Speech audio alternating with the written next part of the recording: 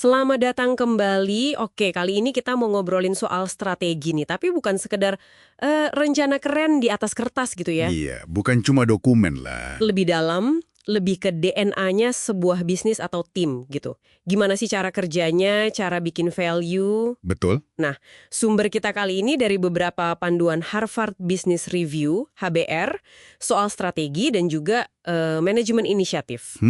Tujuannya, ya biar kita semua, Anda juga bisa pegang poin-poin krusial buat bikin dan jalanin strategi yang efektif. Termasuk, nah ini penting, soal bangun jaringan pendukung. Apalagi buat antisipasi masa depan kan? Nah, itu dia.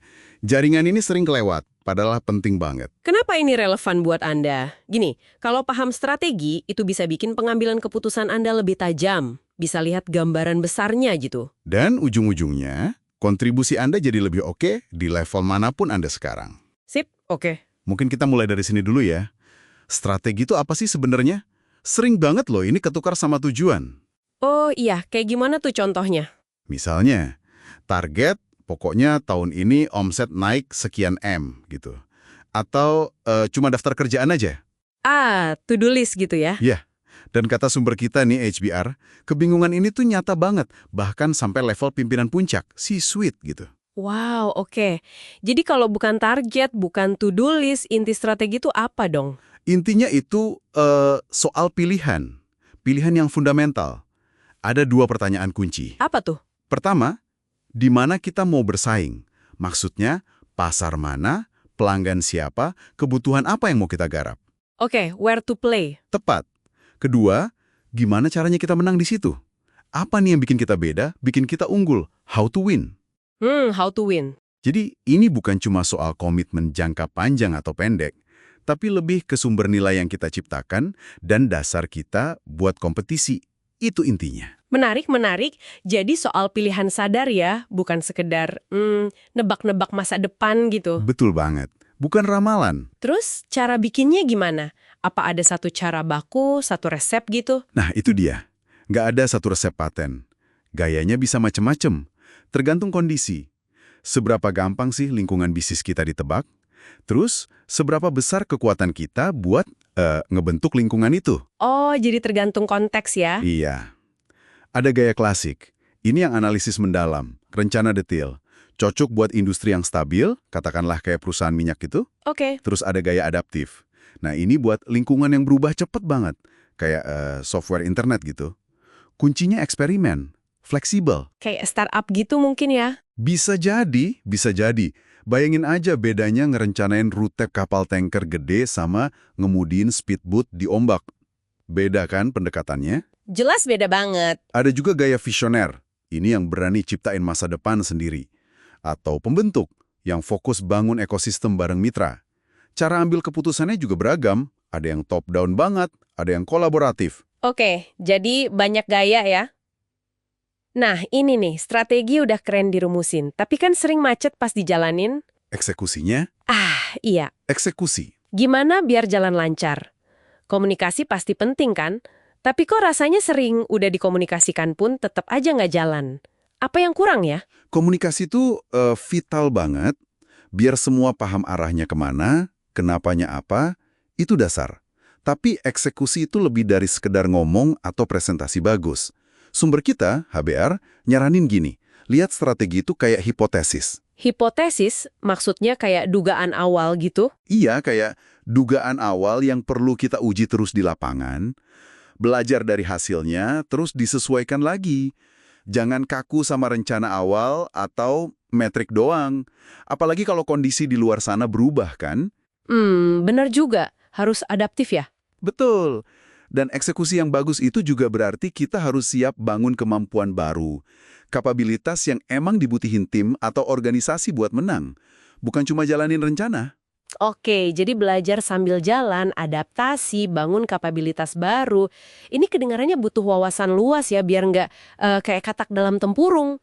Biar bisa antisipasi perubahan. Nah, Ini nyambung nggak sih sama fokus kita soal bangun jaringan? Terutama buat lihat ke depan itu? nyambung banget. Justru disinilah peran jaringan strategis itu jadi super penting. Apalagi buat persiapan masa depan. Gimana tuh maksudnya jaringan strategis? Bedanya sama networking biasa? Ini bukan sekedar ngumpulin kartu nama atau kontak di LinkedIn loh ya. Oke. Jaringan strategis itu lebih ke hubungan timbal balik yang aktif. Tujuannya buat apa? Buat saling tukar wawasan, buat nguji asumsi kita, buat nangkap sinyal-sinyal perubahan. Sinyal perubahan? Iya, baik itu ancaman maupun peluang. Dan sinyal ini bisa datang dari mana aja, pelanggan, pesaing, mitra, bahkan dari industri lain yang kelihatannya nggak nyambung. Wah, jadi kayak radar gitu ya? Persis. Anggap aja ini radar strategis Anda. Hubungan ini bantu Anda melihat apa yang kira-kira bakal datang. Bukan cuma bereaksi pas udah kejadian. Ini investasi buat kesiapan masa depan, penting banget. Oke. Jadi strategi itu dinamis, eksekusinya adaptif sambil belajar, dan butuh input dari radar jaringan strategis ini biar bisa antisipasi masa depan. Paham. Tapi di tengah kesibukan sehari-hari, gimana cara ngatur semua ini? Rasanya kok banyak banget ya? Kuncinya, fokus.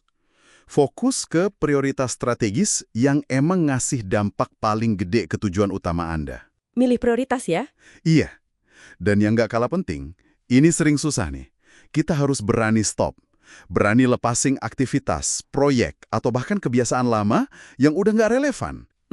Berani bilang enggak gitu ya? Betul. Atau yang nilai tambahnya udah nggak sepadan dibanding peluang baru yang ada. Ini sering jadi bagian tersulit dari strategi, tapi krusial banget biar energi kita nggak kebuang sia-sia. Ibaratnya nggak bisa terus nambal perahu bocor kalau ada kapal baru yang lebih bagus nunggu ya? Nah, analogi bagus tuh. Persis kayak gitu. Oke deh, jadi kalau kita tarik kesimpulan nih ya, strategi itu bukan dokumen statis di laci. Bukan sama sekali. Tapi lebih kayak proses yang muter terus. Mikir, milih, bertindak, eksekusi, terus belajar, adaptasi lagi. Gitu ya? Tepat. Siklus berkelanjutan. Dan proses ini bakal jauh lebih kuat, lebih antisipatif kalau didukung sama wawasan dari jaringan strategis yang kita bangun dan rawat secara sadar. Khususnya untuk melihat ke depan. Tepat sekali. Coba deh, Anda pikirkan gimana caranya bisa secara sengaja gitu ya, memelihara dan manfaatin jaringan Anda. Bukan cuma buat kelarin kerjaan rutin hari ini aja, tapi sebagai sumber intelijen strategis Anda. Ini soal membangun relasi yang benar-benar bantu Anda siap hadapi apapun tantangan atau peluang di masa depan. Menarik. Sebagai penutup nih, mungkin ada satu pertanyaan buat Anda para pendengar renungkan. Selain jaringan profesional yang mungkin udah jelas Anda punya sekarang ya, coba pikirin deh, koneksi tak terduga apa mungkin dari bidang lain, industri lain, atau lingkaran sosial yang beda banget, yang kira-kira punya potensi ngasih perspektif baru yang mengejutkan. Perspektif segar ya? Iya, perspektif segar buat tantangan atau peluang terbesar Anda ke depan. Siapa tahu kan? Bisa jadi dari tempat yang nggak disangka-sangka. Oke, terima kasih banyak sudah menyimak pembahasan kita kali ini. Semoga bermanfaat ya. Sampai jumpa di lain kesempatan. Sampai jumpa.